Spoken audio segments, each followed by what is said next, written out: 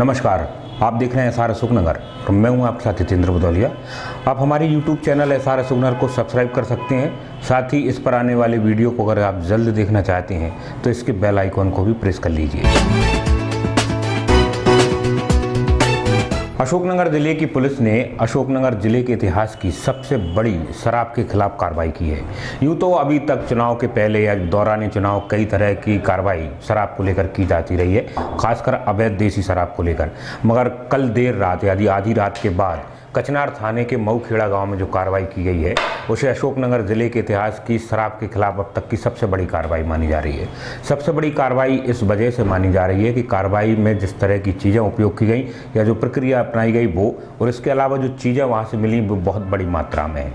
अगर सूत्रों से और पुलिस से जुड़े लोगों की बात माने तो पुलिस को लगातार इस तरह की शिकायत मिल रही थी। वहाँ की जो थाना प्रभारी पूनम सेलर की मऊखेड़ा के पास जो पारदी जाति के लोग हैं जो संगठित अपराधों के लिए भी जाने जाते हैं, इनके द्वारा एक बहुत बड़े इलाके में शराब फैक्ट्री के तौर पर काम किया जा रहा है। एक नदी या पोखर के आसपास के करीब 2 किलोमीटर के इलाके में कच्ची शराब की कई सारी भट्टियाँ इन लोगों ने बना रखी थी। देर शाम जैसे ही इस कार्रवाई को पूरा किया गया उसके बाद एक बड़े अमले को इसके लिए तैयार किया गया। पुलिस ने एक पूरी की पूरी टीम तैयार की और उस पर एक कार्य योजना बनाई। एडिशनल एसपी सुनील कुमार सेवारे खुद इसका नेतृत्व कर रहे थे और मौके पर भी पहुंचे थे। अशोकनगर पुलिस अधीक्षक ने इस पूरे कार्रवाई के दौरान अपने निर्देश दिए और लोगों को या जो अधिकारी कर्मचारी थे उनको बताया भी कि पूरी कार्यक्रम को किस तरह से करना है। जो जानकारी शुरुआती तौर पर मिल रही है, जिले भर के करीब 100 से ज़्यादा पुलिसकर्मियों को इस पूरी प्रक्रिया में या इस पूरी कार्रवाई में भाग लेने के लिए बुलाया गया था। अलग अलग थाने के प्रभारियों के साथ साथ और भी दूसरे बड़े अधिकारी इस बड़ी कार्रवाई में थे। करीब 1500 लीटर से ज़्यादा कच्ची देसी शराब यहाँ जब्त की गई है। इसके अलावा 30,000 रुपये की लागत के मूल्य का एक लाहन भी जो शराब बनाने में काम किया जाता है वो आता है। और ये पूरा का पूरा इलाका जो है, आप जिस तरह से दृश्यों में देख रहे होंगे, 2 किलोमीटर के इलाके में अलग अलग भट्टियाँ बनाई जा रही हैं। आप इसमें देख भी रहे हैं जब उसमें लगे हुए हैं। जैसे ही पुलिस ने यहाँ पर कार्रवाई की रात को 2 बजे, और ये वो समय था जब लगभग पूरा गांव शहर या आसपास के जो लोग पूरी तरह से चौकन्ने नहीं थे या उनको ये उम्मीद भी नहीं थी कि पुलिस इतनी बड़ी कार्रवाई कर सकती है। इस दौरान पुलिस ने इन सब चीज़ों को जब्त किया और कुछ चीज़ों को नष्ट भी कर दिया। साथ ही 3 लोगों को इसमें गिरफ्तार भी किया है। शुरुआती जानकारी के अनुसार 2 पुरुष और 1 महिला इस गिरफ्त में है। यानी ये एक बड़ी बात है कि एक तो अवैध रूप से देसी शराब का इतना बड़ा काम किया जा रहा है और उसमें पुरुषों के साथ साथ महिलाएं भी हैं। ये मामला सिर्फ इतना ही भर नहीं है, ये जिस तरह की चीज़ें की गई हैं ये अपने आप में बड़ी कार्रवाई तो है ही, साथ ही इससे जो जुड़ी चीज़ है या इतनी बड़ी मात्रा में शराब को बनाना और फिर उसको खपाना, ये भी एक बड़ा चिंता का विषय है अशोकनगर के लिए कि इतनी बड़ी मात्रा में अवैध रूप से फैक्ट्रियाँ जैसी चीज़ें चल रही हैं। काफ़ी दिन से सूचना मिल रही थी। माधोगढ़ पड़ता है, थाना कचनार में गांव पड़ता है, वहां पर अवैध रूप से कुछ लोग कच्ची शराब बना रहे हैं। इसी सूचना की तस्दीक पर कल रात को 3 बजे दबिश दी थी।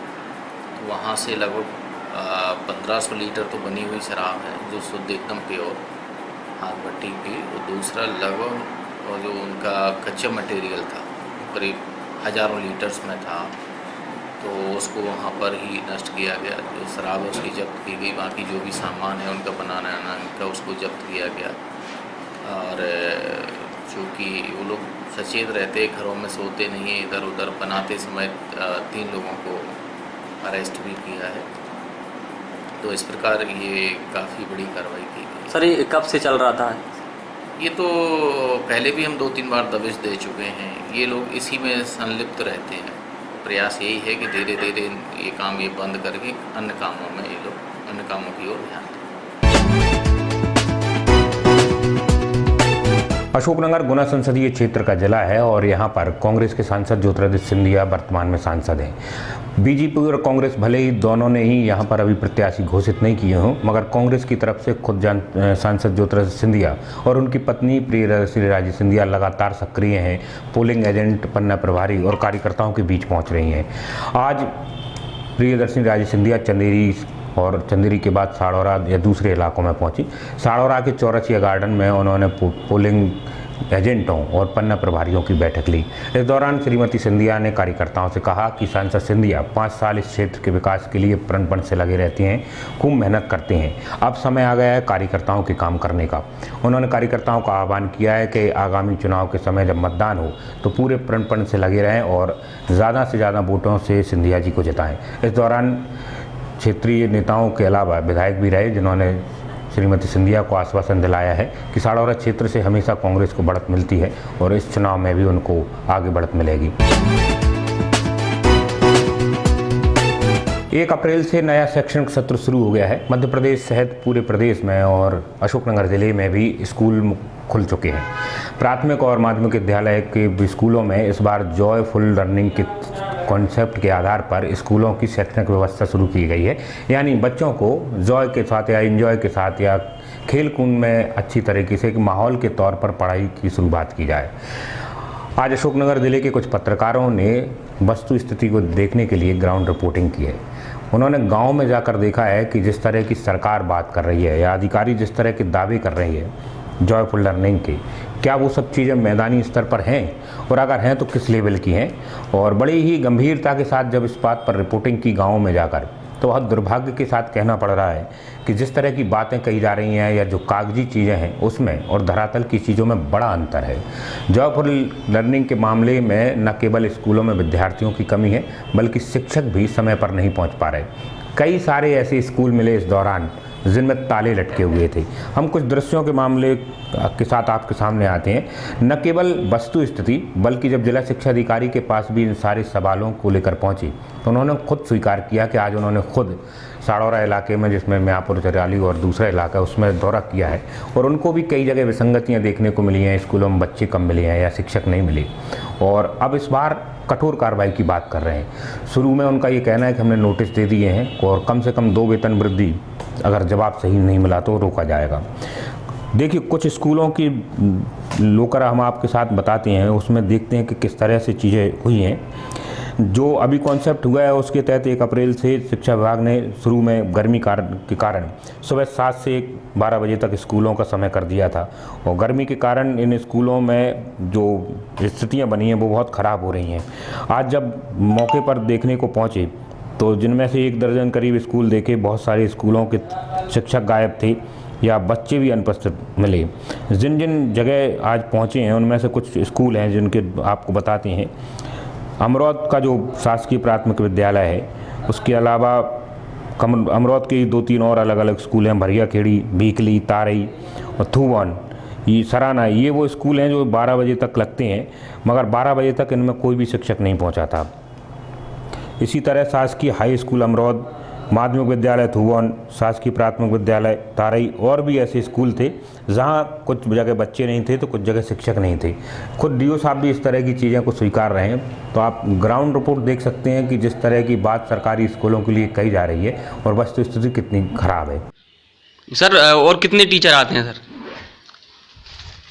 जो 1 और आते हैं वो मैपिंग फीडिंग में है। हाँ, और जो आप पास में बना है प्राइमरी स्कूल? अपन प्राइमरी में ही है सर। आप प्राइमरी, इस माध्यमिक में 1 साल एक परिसर है अपनी। अच्छा, 1 ही साल परिसर है। 1 साल एक परिसर। हेड मास्टर कौन? राज सिंह यादव। वो भी नहीं है? वो मैपिंग फीडिंग में है चंदेरी। अच्छा, 2 टीचर हैं बस? 2 टीचर हैं, 2 मैडम हैं। अच्छा, वो कहाँ से आते मैडम? अशोकनगर से आती हैं। वो डीओ कार्यालय वहाँ में गई हैं आज।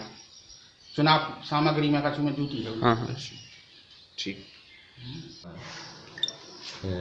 लेकिन देखने में आ रहा है कि लगातार स्कूल बंद चल रहे हैं। इसके लिए मॉनिटरिंग के लिए अपनी तरफ से क्या प्रयास किए जा रहे हैं? अपने सभी जो है ना, जन शिक्षक है, डीओ है, बीआरसी है, उनकी जिम्मेदारी है कि वो मॉनिटरिंग करें, क्योंकि जो खेल में शिक्षा दी जा रही है कक्षा 1 से 8 तक की, और बाकी इसमें प्रवेश चल रहा है 9 से 11 तक, 9 से 12 तक के। तो कुछ मूल्यांकन चल रहा है 10वीं 12वीं बोर्ड का, और 9वीं 11वीं के प्रवेश चल रहा है। दूसरे हमारे जो कैरियर काउंसलिंग मेला भी चल रहा है 8 तारीख से लेकर के 15 अप्रैल तक प्रत्येक हाई स्कूल में और हायर सेकेंडरी में। जो 10th क्लास के बच्चे हैं वो 11th में कौन सा सब्जेक्ट चयन करेंगे इस संबंध में मतलब मार्गदर्शन दिया जा रहा है।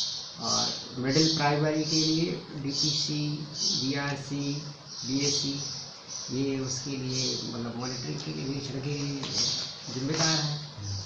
और तो यदि सर अभी 1 तारीख से लेके आज की डेट तक आपकी कोई शिकायत इस तरह की सामने आई कि स्कूल बंद हो या आपके CSE मैं BRC आपके माध्यम से 1-2 जगह मैंने पढ़ा कि वहाँ पर स्कूल बंद थे, कहीं 1-2 विद्यालय देखे ना, बाकी मेरे तो उसमें नहीं तो है। सर अभी इन पर कोई कार्रवाई वगैरह? ये DO साहब बता पाएंगे क्या है, सक्षम अधिकारी वही है। कोई भी शिकायत है, जैसे उस दिन लाए थे DPC 10-15 विद्यालयों के टीचरों की या तो नोटिस जारी किए या किसी को सस्पेंड भी किया था। चंदेरी ब्लॉक पे था कोई, ये लोग तो कार्रवाई के लिए DPC निरीक्षण के बाद कार्रवाई के लिए DO को प्रस्तावित करते हैं और DO मतलब उसके लिए सक्षम है कार्रवाई के लिए, नोटिस, दंड, निलंबित, जो भी कार्रवाई के लिए। मेरे सामने कोई ऐसा यदि आता है तो मैं इसके लिए प्रस्तावनी को देता, वैसे मेरे पास सीधा ऐसा कुछ मतलब नहीं आया ताकि मैं कुछ आगे कार्रवाई बढ़ा सकूँ। जहाँ तक आप 1 दर्जन स्कूलों की बात कर रहे हैं, 11 स्कूल मैंने भी देखे हैं और 11 स्कूल में से 11 ही खुले हुए थे। हाँ, ये अवश्य है कि बच्चों की संख्या 4 स्कूलों में ही ठीक ठाक थी, बाकी स्कूलों में बहुत कम बच्चे थे और कुछ शिक्षक और शिक्षिकाएं भी अनुपस्थित मिली।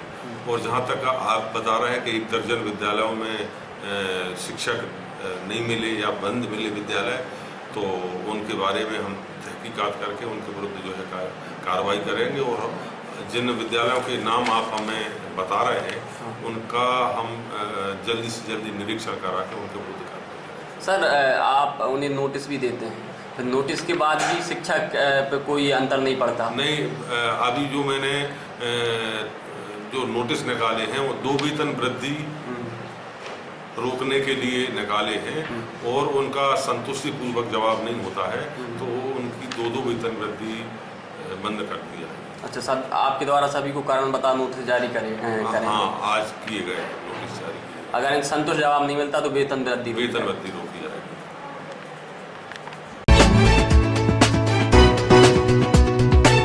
भारतीय जनता युवा मोर्चा द्वारा कमलनाथ सरकार की युवा स्वाभिमान योजना का विरोध करते हुए गांधी पार्क पर ढोल चराकर बैंड बजाया। साथ ही कमलनाथ सरकार के खिलाफ नारेबाजी करते हुए तुलसी पार्क तक पैदल चले। लगभग 2 महीने पहले कमलनाथ सरकार द्वारा युवाओं को रोजगार देने के लिए युवा स्वाभिमान योजना का शुभारंभ किया था, जिसमें 100 दिनों तक बेरोजगार युवाओं को रोजगार प्रशिक्षण देकर रोजगार के लिए पंजीयन कराया था। यहाँ कमलनाथ सरकार ने कम पढ़े लिखे बेरोजगारों को ढोल चराने एवं बैंड बजाने की प्रशिक्षण देने की बात कही थी। इसके अलावा इसमें प्रत्येक बेरोजगार को अपनी रुचि के अनुसार प्रशिक्षण देने का प्रावधान रखा था। इसके बाद 100 दिनों का 13 रुपये भत्ते के रूप में दिए जाने की भी बात कही थी, लेकिन भाजपा ने ढोल चराने एवं बैंड बजाने वाले प्रावधान को मुद्दा बनाया और पूरे प्रदेश में इसका भाजपा समर्थकों द्वारा विरोध किया जाने लगा। इसी तारतम्य में आज मंगलवार को भारतीय जनता युवा मोर्चा द्वारा ढोल चराकर एवं बैंड बजाकर कमलनाथ सरकार के इस योजना का विरोध किया। भारतीय जनता पार्टी या युवा मोर्चा के जिला अध्यक्ष रविंद्र लोधी ने बताया कि मध्य प्रदेश में जब से कमलनाथ जी की सरकार बनी है, सरकार बनने के बाद उनका जो बयान सामने आया था जिसमें ढोल चराने और बैंड बजाने जैसी चीज़ों को कहकर युवाओं का मजाक उड़ाया था, उसी को देखते हुए इस तरह का एक कार्यक्रम किया जा रहा है जिसमें युवाओं के भविष्य के साथ खिलवाड़ करने एवं मुख्यमंत्री के द्वारा जो बातें की गई थी उनका पूरा न हो पाना शामिल है।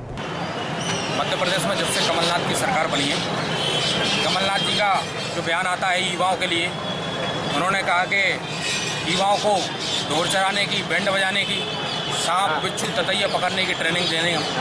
मतलब इस प्रदेश के युवा जो पढ़े लिखे हैं, जो PhD करें, इंजीनियरिंग करें, ऐसे पढ़े लिखे युवाओं के भविष्य के साथ खिलवाड़ करने का बयान जो मध्य प्रदेश में मुख्यमंत्री कमलनाथ जी ने दिया है, ये उनके दिमागी दिवालियेपन का प्रतीक है और इस बयान का और उनकी ऐसी सोच का हम विरोध करते हैं। लाखों युवाओं को उन्होंने किस दिशा में धकेलने का प्रयास करने वाला ये बयान दिया है।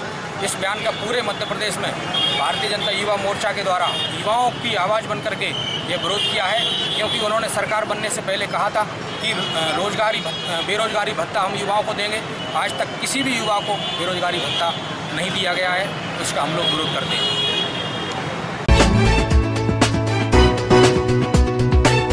इस समय प्रदेश भर में भीषण गर्मी का दौर है। पानी की तराई तराई का माहौल गांव-गांव में पहुंच चुका है। भीषण जल संकट का आलम इतना खराब हो चुका है कि लोग पेयजल के लिए परेशान हो गए हैं। पशु और दूसरी ज़रूरतों के लिए भी लोगों को कई किलोमीटर तक पानी के लिए जाना पड़ रहा है। आज हमारे रिपोर्टर गजेंद्र लोधी कुछ गाँव में पहुँचे हैं और गाँव में जाकर पीने के पानी और दूसरी समस्याओं को लेकर जो है उन्होंने रिपोर्टिंग की है। आप खुद देखिए कि गाँव में पानी को लेकर कितनी किल्लत है और इस किल्लत के बीच में चुनावी दौर के बाद भी उनकी चीज़ें हल नहीं हो पा रही। बढ़ते गर्मी और उनके साथ ही जल स्तर सूखने के कारण ये जल संकट का जो मामला बना है उसको हम लेकर पहुँचे हैं जिला मुख्यालय से करीब 45 किलोमीटर दूर जारसल गांव से। हम जारसल के बहाने पूरे ज़िले की हालात लोगों को बताना चाह रहे हैं। जारसल गांव में एकमात्र कुआं है जो अब सूख चुका है। इसका पानी बड़ा मटमैला हो चुका है, बावजूद लोग इसको पीने के लिए मजबूर हैं और पीने के लिए भी इसको नीचे उतरकर पानी भरना पड़ता है। रात भर में जो थोड़ा बहुत पानी जमा होता है वही इस पूरे गांव की ज़रूरतों के लिए काम आता है। जारसल मूल रूप से आदिवासी बस्ती है। सरकार नई और पुरानी तमाम सारे वादे करती रही है आदिवासियों के लिए, मगर ये कहानी उन वादों पर भी कुठाराघात करती है। इन दिनों पीने के लिए करीब 1 किलोमीटर दूर उन्हें पानी के लिए भटकना पड़ता है, वहाँ जाना पड़ता है। यह पहली बार नहीं है, प्रत्येक वर्ष यहाँ यही हालात होते हैं। आदिवासी लोग कई बार तो अपनी जान जोखिम में डालकर कुएं में उतरते हैं और इस मटमैले पानी को ही पीते हैं। आदिवासी बस्ती में पिछले वर्ष हैंडपम्प भी लगाया गया था, मगर गर्मी आते ही यह बोल जाता है और इसमें से पानी की एक बूंद भी नहीं निकल पाती। इस दौरान इन आदिवासियों के लिए एकमात्र सहारा यही कुआं होता है जो फिलहाल सूखने की स्थिति में है, जिससे लोग नीचे उतर कर जाते हैं और एक कुइया जैसा बना लिया है जिसमें से ये पानी निकलते हैं और अगले 10-15 दिन में ये भी जवाब देने की स्थिति में आ चुका है। और इसमें से पानी निकलना अगर बंद हो गया तो इस बस्ती के लिए कितने ख़राब हालात होंगे आप खुद सोच सकते हैं। यहाँ के हालात को लेकर यहाँ के बच्चे और बुजुर्ग सुबह से लेकर शाम तक पानी के लिए जुट जाते हैं और दिन भर के उपयोग के लिए पानी जुटा पाना एक बड़ी जद्दोजहद इन लोगों के लिए होती है। इस जद्दोजहद में भी सबसे बड़ी समस्या ये है कि जो पानी जुटाते हैं वो बड़ा गंदा होता है और उसे पीने के लिए मजबूर हैं ये लोग, जिन्हें मेहनत मजदूरी के पैसों के बल पर बमुश्किल उपचार कराना परेशानी हो जाती है। ऐसे में इस भीषण गर्मी में ये पानी और दिक्कत कर सकता है, इनके स्वास्थ्य के साथ भी खिलवाड़ कर सकता है। इन आदिवासियों ने ऐसा नहीं है कि इसकी गुहार ना लगाई हो, चाहे विधायक रहे हों, चाहे जनपद के लोग रहे हों, चाहे और दूसरे अधिकारी रहे हों, सबके सामने अपनी बात बताई है, मगर आज तक इसको लेकर कुछ हुआ नहीं है। ये जारसल एक बहाना भर है। करीब अशोकनगर ज़िले के आधे से ज़्यादा गाँव भीषण जल संकट के दौर में हैं। कई गाँवों में कुएँ या हैंडपम्प अपनी दम तोड़ चुके हैं। लोग पानी के लिए गांव में बने दूसरे साधनों पर या खेतों के हैंडपंप या ट्यूबवेलों पर निर्भर है। समय रहते अगर इस पर बड़ा प्रबंधन नहीं किया गया तो आगामी कुछ साल पानी के लिए बड़ी त्राही के होंगे। पानी कहाँ से ला रहे हो तुम? से। घर से कितनी दूर है? तनकई दूर। हर दिन ला दो? हाँ। क्या नाम है? किरण। कहाँ से ला रहे हैं?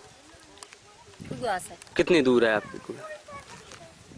जो घटिया में मतलब कब से भरते हैं यहाँ? 2-3 साल से भर रहे हैं।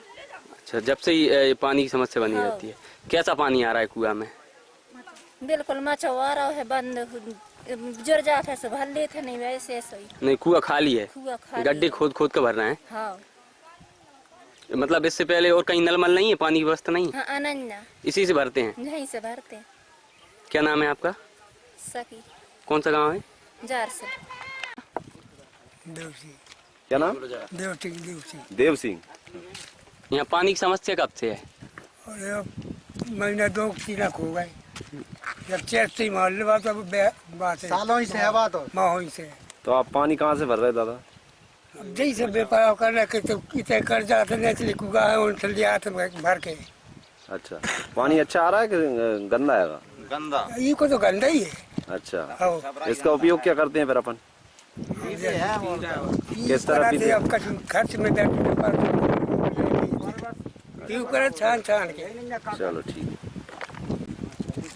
2-3 महीना पहले से समस्या है। कहाँ से पानी भरते हैं पीने के लिए?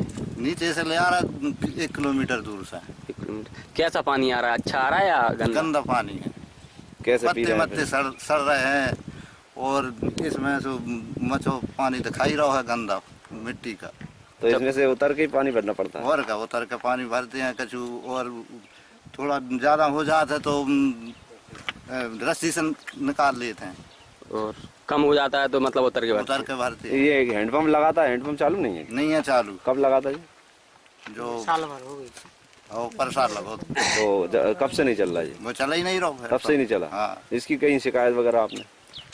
सब में शिकायत करी, कोई सुना ही नहीं रहा। किस किस को शिकायत करी? विधायक को करी, जनपद अध्यक्ष को शिकायत करी, कोई सुना ही नहीं है। मतलब गंदा ही पानी पीना पड़ रहा है? पानी पी रहे। क्या नाम है आपका? दुराग सिंह। अरे कोई बीमार वगैरह तो नहीं हो रहा गंदा पानी पी के? अब बीमार हो रहे बीमार तो देखते हैं, मजदूरी करके पैसा लगाते हैं और क्या करें। समस्या क्या क्या बीमारी हो रही है किसी को, हुई है क्या? अब तो हर प्रकार की बीमारी आ रही है। पेट संबंधी शिकायत कोई? सब बीमार हो रहे हैं। और दस्त लग रहा है, दस्त लगते हैं, खांसी उठती है, जुकाम होता है, सर्दी। बोलो, क्या नाम भैया अपना? बुंदेल सिंह आदिवासी। कौन सा गाँव है जी? जारसल। क्या समस्या है यहाँ पे? पानी की समस्या है बहुत। कहाँ से महीना से परेशान हो रहा है। ऐसी कुआ का बिल्कुल वाटर पॉल्यूशन होगा, इससे बीमारी भी बढ़ रही है और लोग बीमार भी हो रहे हैं। पेट संबंधी बीमारी? पेट संबंधित भी हम बहुत बीमारी। किसी को हुई है क्या? एक दो लोगों हो गई, कई व्यक्तियों को इलाज तो चल रहे हैं। और जो मच्छर पानी पी पी के परेशान है, हमने ब्रजेंद्र को भी एप्लीकेशन लगा दी, मंगौली जाकर कई फेस टू फेस बात करी, बोलते हैं 1-2 दिन में हो जाएगा। चंदेरी ब्लॉक में आता है कि मंगौली में आता है? मंगौली चंदेरी ब्लॉक में। ब्लॉक तो चंदेरी लगता है। चंदेरी लगता है, विधानसभा मंगौली है। अच्छा अच्छा। हमने सबसे बोल लिया, दोनों विधायकों से बोला है? हाँ। अच्छा, तो वोट किसको, यहाँ से वोट किसको डालते हैं? वोट तो अब कांग्रेस की डरते नहीं, चंदेरी के डालते हैं कि मंगौली डालते हैं? मंगौली विधानसभा के डरते। मंगौली विधानसभा डालते हैं। हाँ। क्या नाम है? चंद्रवंशी। क्या समस्या है आपके? यहाँ पानी की समस्या है। कब से हो रही है? जी लगभग 3 महीने से। कहाँ से भरते हैं? 1 किलोमीटर दूर आते हैं। कैसे भरते हैं पानी? नीचे उतर के भरते हैं, आदिवासी का कुआ है। आदिवासी कुआ से भरते हैं। तो कब तक, कितना पानी और बचा उसमें? थोड़ा पानी बचा उसमें। कब तक रहेगा लगभग? लगभग 15 दिन। गाँव का नाम क्या? जारसल। गर्मियों में ऐसे ही करते हैं? गर्मी में ऐसी समस्या आती है, 4 किलोमीटर दूर अंदर जाना पड़ेगा। अब इसके बाद 4 किलोमीटर और दूर जाना